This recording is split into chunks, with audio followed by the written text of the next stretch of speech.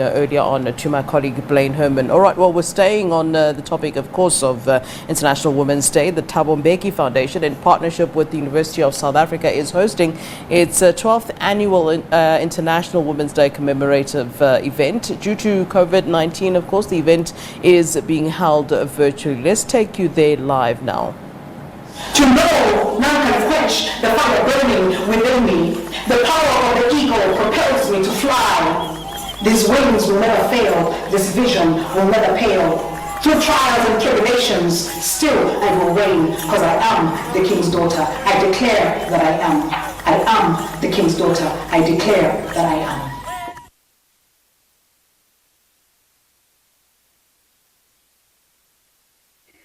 I would now like to hand over to our keynote speaker, Professor. It's your turn. Thank you very much, Program Director, Minister, former Minister, and Dr. Moleketi. I am privileged and appreciative of the invitation to be the keynote speaker for this august event, wherein we are celebrating the International Women's Day. In particular, we recognize that this occasion marks a moment where we should lift up ideas, ontologies, aspirations, and dreams and praxis around the imperative for a just world where women and men relate to one another with dignity. The patron of Thabo Mbeki Foundation and the Chancellor of the University of South Africa, President Thabo Mbeki, the patron of the Women Development Business, Mrs. Zanele Mbeki, the chairperson of the Thabo Mbeki Board, Dr. Brigalia Bam, acting dean of Thabo Mbeki African School of Public and International Affairs, Professor Vil Nkomo, and leaders of academic institutions here present, honorable ambassadors, members of the diplomatic corps and international organizations present, members of the business community and civil society present. Good afternoon. In a poem about COVID-19 titled Positively Outraged with COVID, an open letter to coronavirus, Kenneth Ngwa writes, and so we connect the physical waves to another form of waves, the epistemological wave.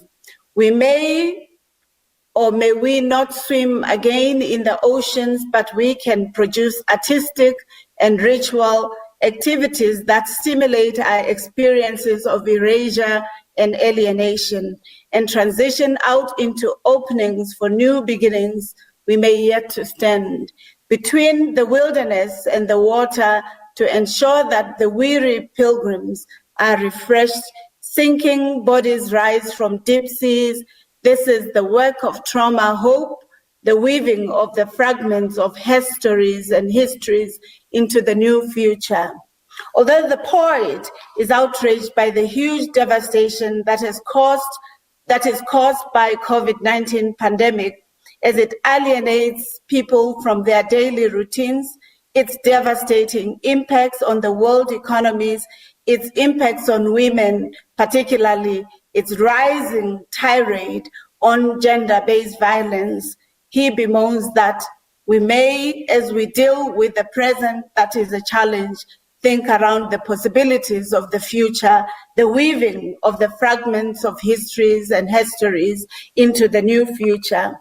From the title and topic that have been asked to present on, I thought it was important for me to locate the implications of COVID-19 for South Africa, for gender, but also for the aspirations of the future that we dream for it is important that even in contradictory contexts, that we imagine and point an optimistic direction into the future, which, however, does not hollow out the imperative for analysis.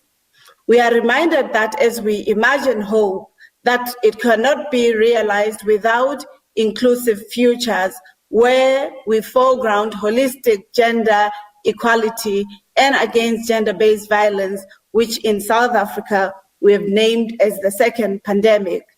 Its red, its ugliness within these contending challenges of COVID-19. It is indisputable fact that both locally and globally, the victims who are hardest hit by the huge devastation and trauma caused by COVID-19 are in the main women, especially African women, including those located within South Africa. It is also important for us as we think about the present and the future to acknowledge that the geopolitical, historical, and economic context have generally been characterized by the feminization of poverty in South Africa and in the global world, where women or the faces of poverty are those of women. Continued in this trajectory are the bifurcations of society where gender as an important feminist lens and analytic frame by women, womanists, and other feminist activists quite importantly tells us that in spite of also the challenges that are structured that we experience, that the formal and informal sector are the informal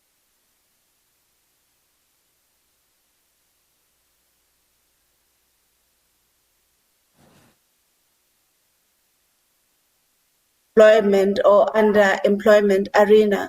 This implies that their jobs in the main have tended to be insecure and relegated to the informal sectors, thus their lives perpetuating the persistent struggles to being human yet again.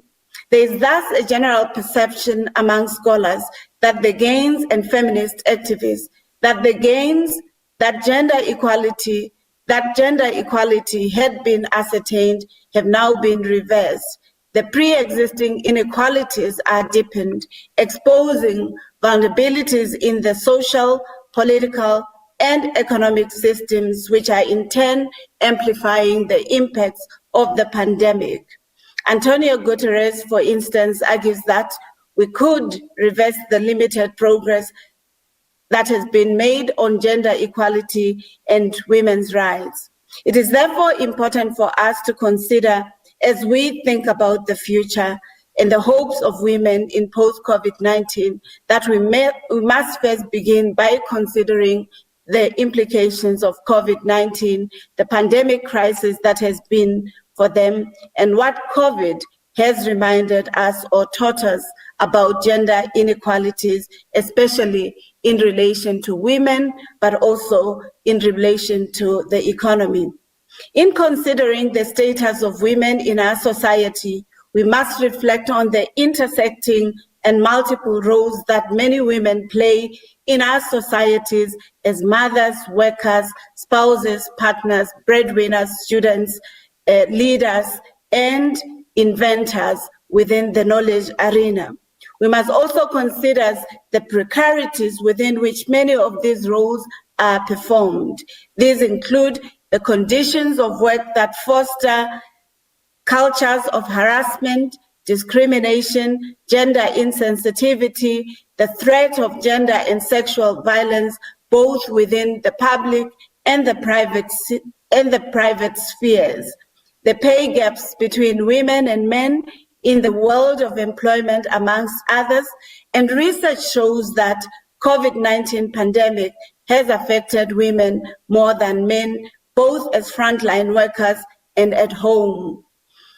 Our own system and an executive of the United Nations Women has also stated that COVID pandemic has exposed the deficiencies of public and private arrangements in society that currently function only if women play multiple and underpaid roles. In this sense, she argues that we need to consider COVID-19 as more than just a public health issue, but an important arena for our analytics. And this concisely is entwined with feminist scholarship, particularly Crenshaw, Kohler, and others, who have asserted that the intersectional understanding of life must at all times be at the center of any imagination around creating constructive futures that engender the dignity of women, of also that takes into cognizance the gendered and non-conforming gendered lenses of analytics of the socio-ecological and economic environments. If we look at the trends regarding women and the job market, it is not only unique to South Africa, but also in the global arena that women earn less, thus save less, if at all, any savings. They hold less secure jobs and are more likely to be employed in the informal sector. One example that can be cited as the case in point is stated by Statistics South Africa, where it records that in the unemployment rate of 37.2% in their labor insight of 2020, a percentage which was densely populated was women. The income gap between the genders persisted. Women formed vast majority of workers in the industries in tourism, fashion, retail, hospitality, health, home care, foundation phase, education, beauty, entertainment industry. And majority of those are the ones who have been let off when COVID lockdowns or challenges were put in place. It is also irrefutable fact that jobs highlighted above are generally low-paying jobs when compared to jobs in the generally considered male-dominated sectors such as finance, management, agriculture, construction, mining, industry, technology, and science-related disciplines. With the sudden striking by COVID-19, changes had to happen. The threat of lasting negative implications outweigh the positive losses for women that continue to becoming structural. Job losses for women pose a threat to women empowerment and progress in industry, moving women equality backwards after immense progress has been made. Such job losses entail the loss of retirement funds, pensions, but also retracking back women to cycles of poverty, especially those from single-headed family lives. Cycles of poverty get perpetuated as education of girls in particular, or non-conforming queer individuals tend to be tampered with. Economic uncertainties often mostly lead to sexual exploitation and abuse of women and girls in search of food, essential supplies, but also in the structural and organized systems. Some of the highlights of COVID-19 has been that inequalities in educational opportunities linked to universities, a sector which we are from, have demonstrated such a major challenge in this area, including the digital access and success in performance. The practice of care, which in normative unequal relations has always been a burden of women, doubly became an important, if not an essential, contesting and constricting arena for women.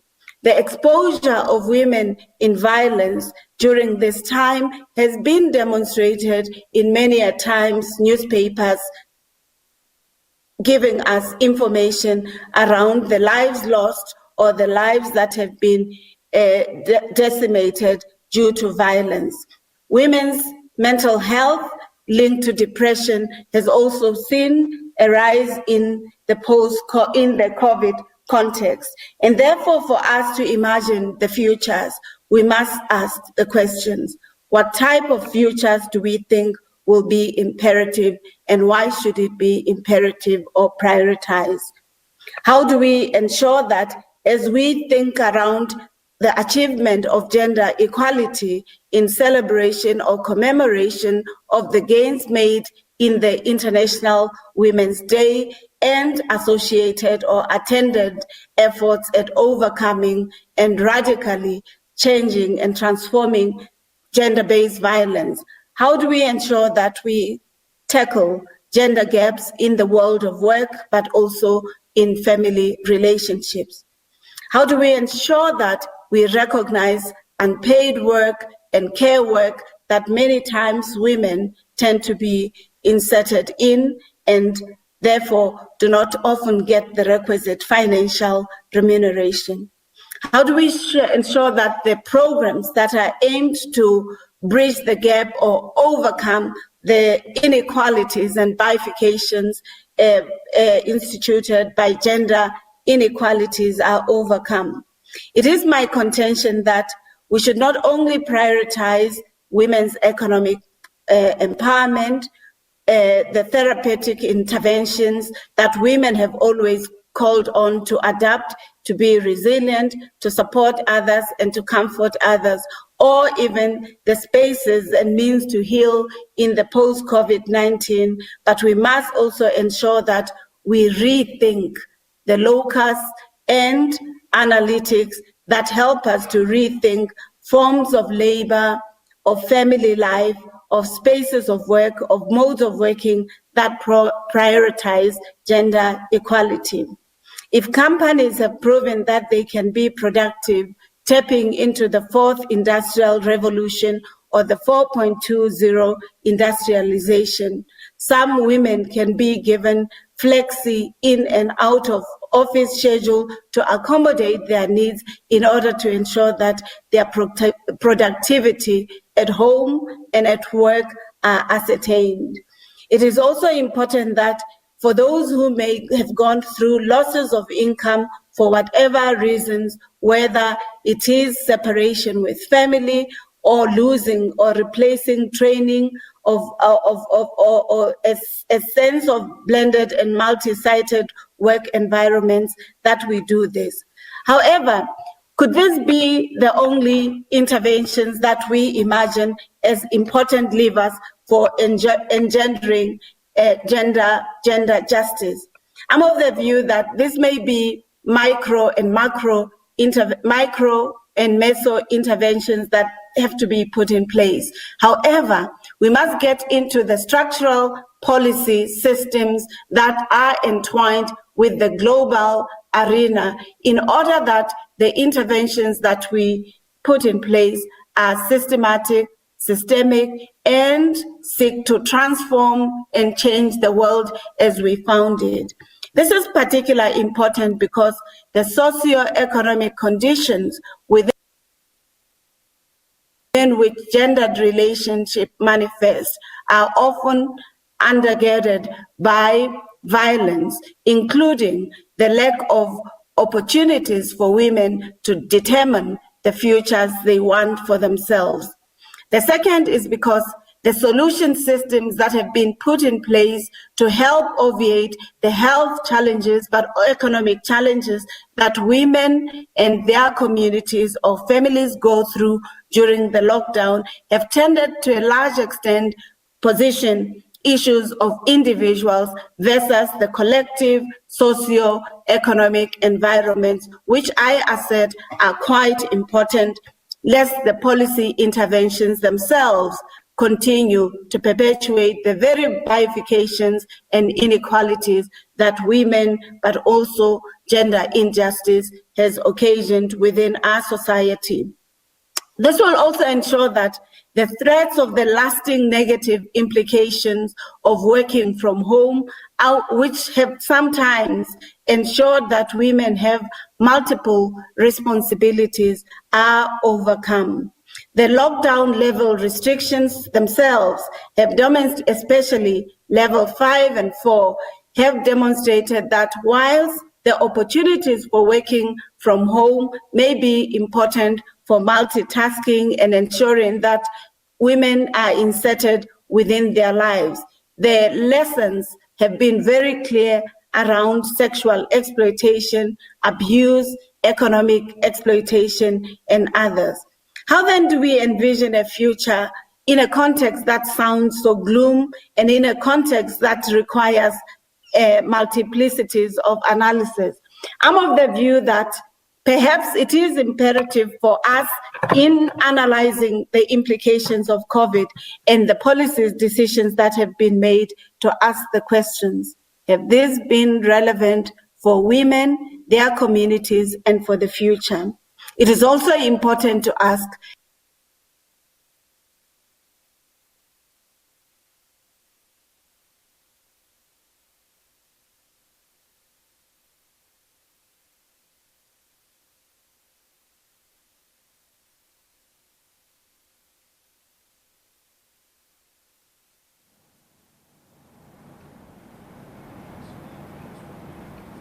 All right, let's come out of that. We'll go right back. There seems to be a problem there with the connection. That's the Thabo Mbeki Foundation in partnership with the University of South Africa hosting the 12th Annual International Women's Day commemorative event. Let's take a short break. Hopefully we'll be able to reconnect to that webinar.